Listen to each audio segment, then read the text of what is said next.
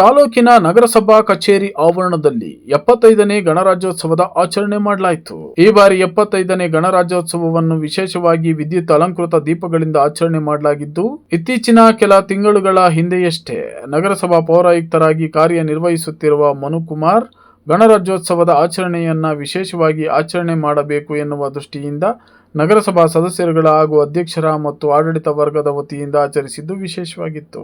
ಈ ಸಂದರ್ಭದಲ್ಲಿ ಸ್ಥಾಯಿ ಸಮಿತಿ ಅಧ್ಯಕ್ಷರಾದ ಪ್ರದೀಪ್ ಹಾಗೂ ಪೌರಾಯುಕ್ತರಾದ ಮನುಕುಮಾರ್ ಮಾತನಾಡಿ 75ನೇ ಗಣರಾಜ್ಯೋತ್ಸವದ ಹಾಗೂ ಮುಂಬರುವ ದಿನಗಳಲ್ಲಿ ನಗರಸಭಾ ವ್ಯಾಪ್ತಿಯ ವಾರ್ಡ್ಗಳ ಅಭಿವೃದ್ಧಿಯ ಬಗ್ಗೆ ವಿವರಣೆ ನೀಡಿದರು.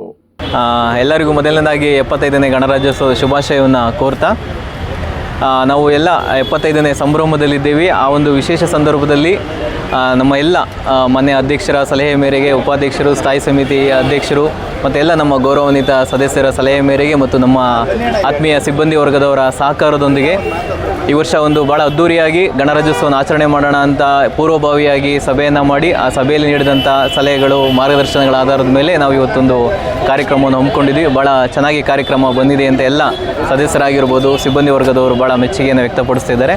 ಇದು ಒಂದು ತಂಡದ ಕೆಲಸ, ಇದು ಒಬ್ಬ ವ್ಯಕ್ತಿಯ ಕೆಲಸ ಅಲ್ಲ. ಹಾಗಾಗಿ ತಂಡ ಅತ್ಯುತ್ತಮವಾಗಿ ಕೆಲಸ ನಿರ್ವಹಿಸಿದೆ, ನಮ್ಮ ನಗರಸಭೆ ಸಿಬ್ಬಂದಿ ತಂಡ. ಸೊ ನಾನು ವೈಯಕ್ತಿಕವಾಗಿ ನಮ್ಮ ನಗರಸಭೆಯ ಸಿಬ್ಬಂದಿ ತಂಡಕ್ಕೆ ಮತ್ತು ನಮ್ಮ ಎಲ್ಲ ಗೌರವಾನ್ವಿತ ಸದಸ್ಯರಿಗೆ ನಾನು ವೈಯಕ್ತಿಕವಾಗಿ ಧನ್ಯವಾದಗಳನ್ನು ಸಂದರ್ಭದಲ್ಲಿ ಹೇಳೋದಕ್ಕೆ ಇಚ್ಛೆಪಡ್ತೇನೆ.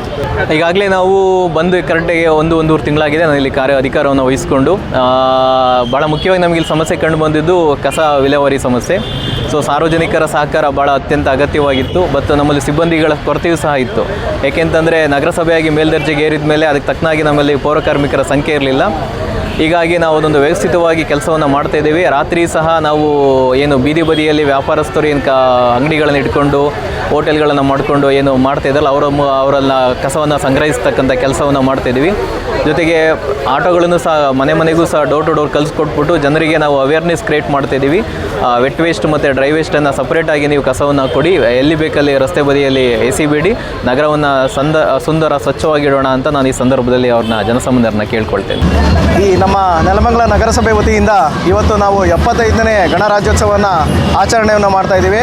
ಇವತ್ತು ನಮ್ಮ ಅಧ್ಯಕ್ಷರು ಲತಾ ಹೇಮಂತ್ ಕುಮಾರ್ ಅವರ ಅಧ್ಯಕ್ಷತೆಯಲ್ಲಿ, ಕಮಿಷನರ್ ಮನುಕುಮಾರ್ ಅವರ ಉಪಸ್ಥಿತಿಯಲ್ಲಿ ಇವತ್ತು ನಾವು ಧ್ವಜಾರೋಹಣ ಕಾರ್ಯಕ್ರಮವನ್ನು ಮಾಡಿ ನಮ್ಮ ಕಚೇರಿಯಲ್ಲಿ ಗಣರಾಜ್ಯೋತ್ಸವವನ್ನು ಆಚರಣೆ ಮಾಡ್ತಾಯಿದ್ದೀವಿ.